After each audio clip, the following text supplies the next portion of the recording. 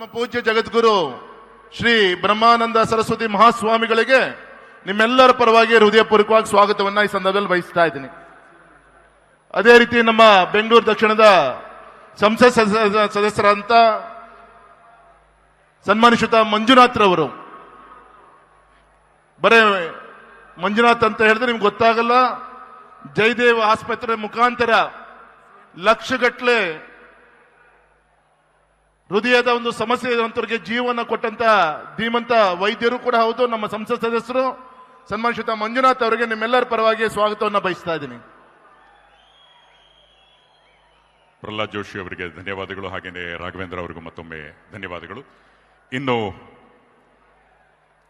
ಶ್ರೀ ಕನಕಗುರು ಪೀಠ ಕಾಗಿನೆಲೆಯ ಪರಮ ಪೂಜ್ಯ ಜಗದ್ಗುರು ಶ್ರೀ ನಿರಂಜನಾನಂದಪುರಿ ಮಹಾಸ್ವಾಮಿಗಳವರು ಮಾತನಾಡಬೇಕಾಗಿ ಆಶೀರ್ವಚನವನ್ನು ನೀಡಬೇಕಾಗಿ ವಿನಂತಿ. ಕಾಗಿನೆಲೆ ಸ್ವಾಮಿಗಳು. ಸ್ವಾಮೀಜಿ ಕಾರ್ಡ್ಲೆಸ್ ಬೈಕ್ ಅಲ್ಲಿಗೆ ಬರ್ತಾ ಇದೆ, ದಯಮಾಡಿ ತಾವು ಅಲ್ಲಿಂದಾನೆ ಆಶೀರ್ವಚನವನ್ನು ನೀಡಬಹುದು.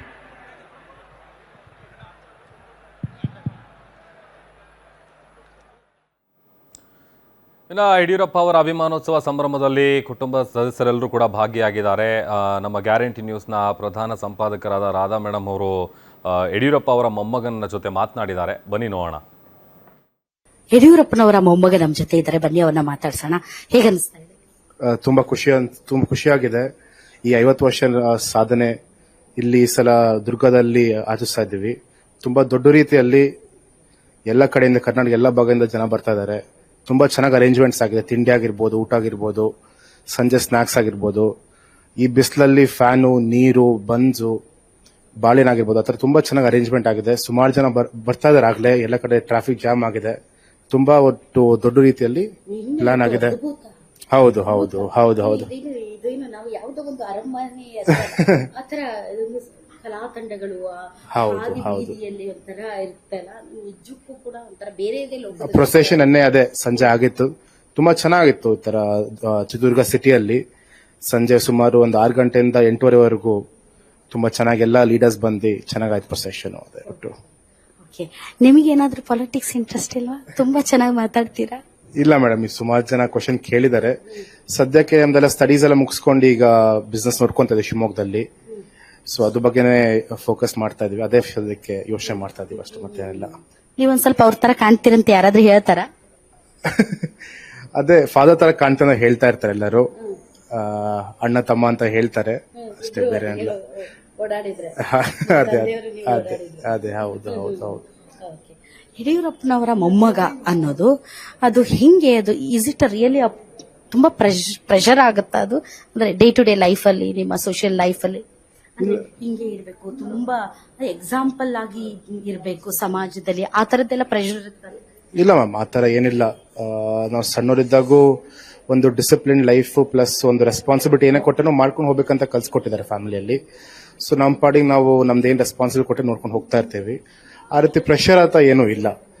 ಈಗ ನಮ್ಗೆ ಲೈಫಲ್ಲಿ ನಮ್ಗೆ ಏನ್ ಬೇಕು, ಹೆಂಗ್ ಬೇಕಾದ್ರೂ ಓಡಾಡೋದು, ಹೆಂಗ್ ಬೇಕಾದ್ರೂ ಇರೋದು, ಸಾಮಾಜಿಕ ಲೈಫಲ್ಲಿ ಎಲ್ಲಿ ಬೇಕಾದ್ರೂ ಓಡಾಡ್ಕೊಂಡು ಮಜಾ ಮಾಡ್ಕೊಂಡು ಮಸ್ತಿ ಮಾಡ್ಕೊಂಡು ಆತರ ಇರಕ್ ಸ್ವಲ್ಪ ಕಷ್ಟ ಆಗುತ್ತಾ ಅಂತ? ಯಾಕಂದ್ರೆ ಎಲ್ಲರೂ ನಮ್ಮನ್ನ ವಾಚ್ ಮಾಡ್ತಾ ಇರ್ತಾರೆ. ಇಲ್ಲ ಮ್ಯಾಮ್, ಫಸ್ಟ್ ಆಫ್ ಆಲ್ ಆತರ ಅನ್ಸುತ್ತಾ ನಾನು ವೆಲ್ ಬಿಹೇವ್ ಮಾಡ್ಬೇಕು ಈ ಟೈಮಲ್ಲಿ ಆತರ? ಅಲ್ಲ, ನಾವು ಮೊದ್ಲು ಆತರ ಕಲ್ಸ್ಕೊಟ್ಟಿದೀವಿ. ಆತರ ಹಂಗೇನು ಮತ್ತೆ ಪ್ರೆಷರ್ ಆತರ ಮಾಡ್ಬೇಕಂತ ಏನಿಲ್ಲ. ಅದೇ ನಮ್ಮ ಒಂದು ಲೈಫ್ ಸ್ಟೈಲ್ ಆಗಿದೆ ಅಷ್ಟೇ ಹೊರತು ಮತ್ತೆ ಬೇರೆ ತರ ಶಾಕ್ ಅಂತ ಏನೂ ಇಲ್ಲ ಮೇಡಮ್. ಹೊತ್ತು ನಮ್ದು ನಮ್ ಕೆಲಸ ಅಷ್ಟೇ, ಬೇರೆ ಏನಿಲ್ಲ. Thank you very much. ಪ್ರವಾಸಿ ಕೇಂದ್ರವನ್ನಾಗಿ ಮಾಡಿದಂತಹ ಒಂದು ಹೆಗ್ಗಳಿಕೆ ಸನ್ಮಾನ್ಯ ಯಡಿಯೂರಪ್ಪನವರಿಗೆ ಬರಬೇಕು ಅನ್ನುವಂತಹ ಮಾತನ್ನು ಕೂಡ ಈ ಸಂದರ್ಭದಲ್ಲಿ ಹೇಳಲಿಕ್ಕೆ ಇಷ್ಟಪಡ್ತೇನೆ. ಬಂಧುಗಳೇ, ಯಡಿಯೂರಪ್ಪನವರು ಒಂಥರ ಕಮಿಟ್ಮೆಂಟ್ ಮನುಷ್ಯ.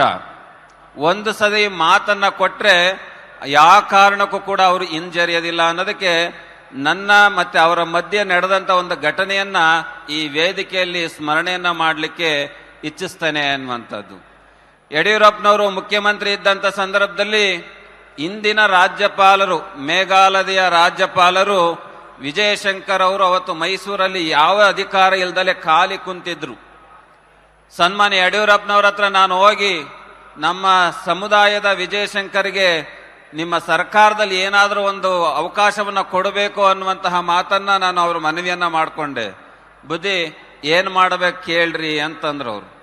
ನಮ್ಮ ವಿಜಯಶಂಕರ್ನ MLC ಅನ್ನ ಮಾಡಿ ನಿಮ್ಮ ಸಚಿವ ಸಂಪುಟದಲ್ಲಿ ಮಂತ್ರಿಯನ್ನ ಮಾಡಿಸ್ಕೋಬೇಕು ಅನ್ನುವಂತಹ ಮಾತನ್ನ ಅವರಿಗೆ ನಾನು ಕೇಳಿದಾಗ ನಾನು ಖಂಡಿತ ಮಾಡಿಕೊಡ್ತೀನಿ ಅನ್ನುವಂತಹ ಮಾತನ್ನ ಆಡಿದ ಮೇಲೆ ಪಕ್ಷದಲ್ಲಿ ಒಂದಿಷ್ಟು ಸಮಸ್ಯೆಗಳು ಉದ್ಭವ ಆದಾಗ ಅವ್ರು ಹೇಳಿದ್ದು ಒಂದೇ ಒಂದು ಮಾತು, ನಾನು ಕಾಗಿನೆಲೆ ಸ್ವಾಮಿಗೆ ಮಾತು ಕೊಟ್ಟಿದ್ದೀನಿ, ವಿಜಯಶಂಕರ್ನ MLC ಮಾಡಿ ಮಂತ್ರಿ ಮಾಡ್ತೀನಿ ಅನ್ನುವಂತಹ ಮಾತನ್ನ ಕೊಟ್ಟಿದ್ದೀನಿ ಅನ್ನುವಂತಹ ಮಾತನ್ನಾಡಿ ಆ ಮಾತನ್ನ ಉಳಿಸ್ಕೊಂಡಂತಹ ಏಕೈಕ ವ್ಯಕ್ತಿ ಸನ್ಮಾನ್ಯ ಯಡಿಯೂರಪ್ಪನವರಂದ್ರೆ ತಪ್ಪಾಗ್ಲಿಕ್ಕಿಲ್ಲ ಅನ್ನುವಂಥದ್ದು. ಮತ್ತೊಂದು ಉಪಕಾರದ ಸ್ಮರಣೆಯನ್ನು ಅವರು ಯಾವತ್ತೂ ಕೂಡ ಇಟ್ಕೊಳೋದಿಲ್ಲ.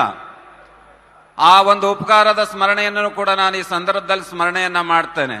ಇವತ್ತು ನಾವು ಶ್ರೀ ಕ್ಷೇತ್ರ ಮೈಲಾರದಲ್ಲಿ ನಾನು ಶಾಲೆಯನ್ನ ಕಟ್ಟಲಿಕ್ಕೆ ಸನ್ಮಾನ್ಯ ಬೊಮ್ಮಾಯಿಯವರ ಮುಖಾಂತರ ಅನುದಾನವನ್ನ ಕೇಳಕ್ ಹೋದೆ ನಾನು ಅವ್ರಿಗೆ ಯಾವ್ದಾದ್ರು ಮುಖ್ಯಮಂತ್ರಿಗೆ ಅನುದಾನವನ್ನ ಕೇಳಿದ್ರೆ ಅವ್ರಿಗೆ ತಿಳಿದನ್ನ ಕೊಡ್ತಾರೆ. ಆದ್ರೆ ಬೊಮ್ಮಾಯಿಯವರು ಸ್ವಾಮೀಜಿಯವರು ಒಂದು ಶಾಲೆಯನ್ನ ಕಟ್ತಾ ಇದ್ರೆ ಅವ್ರಿಗೆ ಅನುದಾನ ಬೇಕು ಅನ್ನುವಂತಹ ಮಾತನ್ನ ಕೇಳಿದಾಗ ಆ ಮುಖ್ಯಮಂತ್ರಿ ಇದ್ದಂತ ಸಂದರ್ಭದಲ್ಲಿ ಯಡಿಯೂರಪ್ಪನವ್ರು ಕೇಳಿದ್ದು, ನನ್ನ ಪತ್ರವನ್ನ ಇಟ್ಕೊಂಡು ಬುದ್ಧಿ ಎಷ್ಟು ಬರೀಲಿ ಅಂತ ಕೇಳಿದ್ರು ಅವ್ರು. ಅಯ್ಯೋ, ನೀವು ಮುಖ್ಯಮಂತ್ರಿಗಳಿದ್ದೀರಾ, ನೀವು ಕೊಡುವ ಸ್ಥಾನದಲ್ಲಿದ್ದೀರಾ, ನಾವು ಬೇಡುವ ಸ್ಥಾನದಲ್ಲಿದ್ದೀನಿ, ನಿಮ್ಮ ವಿವೇಚನೆಗೆ ಬಿಟ್ಟಿದ್ದು ಅನ್ನುವಂತಹ ಮಾತನ್ನ ಹೇಳಿದಾಗ ಅವರು ಹಿಂದೆ ಮುಂದೆ ಯೋಚನೆ ಮಾಡದಲೇ 10 ಕೋಟಿ ಅನುದಾನವನ್ನ ಶಾಲೆಯ ಪ್ರಾರಂಭೋತ್ಸವಕ್ಕೆ ಹಣವನ್ನ ಕೊಟ್ಟಿರ್ತಕ್ಕಂಥದ್ದು ನಮ್ಮ ಬೊಮ್ಮಾಯಿಯವರು ಅದಕ್ಕೆ ಸಾಕ್ಷಿ ಇದ್ದಾರೆ ಅನ್ನುವಂಥದ್ದು. ಹಾಗಾಗಿ ಬೊಮ್ಮಾಯಿಯವರು ಹೇಳ್ದಾಗೆ, ಜೋಶಿ ಅವರು ಹೇಳ್ದಾಗೆ ಯಡಿಯೂರಪ್ಪನವರ ಬಗ್ಗೆ ಮಾತನಾಡ್ಲಿಕ್ಕೆ ನಮಗೆ ಒಂದು ದಿವಸ 5 ನಿಮಿಷ ಟೈಮ್ ಸಾಕಾಗೋದಿಲ್ಲ. ನಿಜವಾಗ್ಲೂ ತಿಂಗಳಾನುಗಟ್ಲೆ ಕೂಡ ವೇದಿಕೆ ಇದ್ರೆ ಅವರ ಬಗ್ಗೆ ಮಾತನಾಡುವಂತಹ, ಅವರ ಸಾಧನೆ ಬಗ್ಗೆ ಮಾತನಾಡುವಂತಹ ಸಾಕಷ್ಟು ಸಾಧನೆಗಳಿದಾವೆ ಅನ್ನುವಂಥದ್ದು. ಹಾಗಾಗಿ ಅವರ ಅಭಿಮಾನೋತ್ಸವದಲ್ಲಿ ನಮಗೆ ಸಂಪರ್ಕಕ್ಕೆ ಬಂದಂತ ಸಂದರ್ಭದಲ್ಲಿ ನಾವೊಂದಿಷ್ಟು ಅಭಿಮಾನದ ಮಾತುಗಳಲ್ಲಿ ಈ ವೇದಿಕೆಯಲ್ಲಿ ಉಣಬಡಿಸಿದೀವಿ ಅನ್ನುವಂತಹ ಮಾತನ್ನ ಈ ಸಂದರ್ಭದಲ್ಲಿ ಹೇಳಿ, ನಮ್ಮ ಸನ್ಮಾನ್ಯ ಯಡಿಯೂರಪ್ಪನವರಿಗೆ ಇನ್ನು ಹೆಚ್ಚು ಹೆಚ್ಚು ಭಗವಂತ ಆ ಯಡಿಯೂರು ಸಿದ್ದಲಿಂಗೇಶ್ವರ ಅವರಿಗೆ 100 ವರ್ಷ ಆಯಸ್ಸನ್ನ ಕೊಟ್ಟು ಆರೋಗ್ಯವನ್ನ ಕೊಟ್ಟು ಈ ಕರ್ನಾಟಕದ ಜನಯ ಸೇವೆಯನ್ನ ಮಾಡುವಂತ ಶಕ್ತಿ ಆ ಯಡಿಯೂರು ಸಿದ್ದಲಿಂಗೇಶ್ವರ ಅವರಿಗೆ ಕೊಡ್ಲಿ ಅಂತಂದು ಪ್ರಾರ್ಥಿಸಿ ನನ್ನ ಮಾತನ್ನ ಮುಗಿಸ್ತಾ ಇದ್ದೀನಿ. ಹರಿ ಓಂ ತತ್ಸತ್.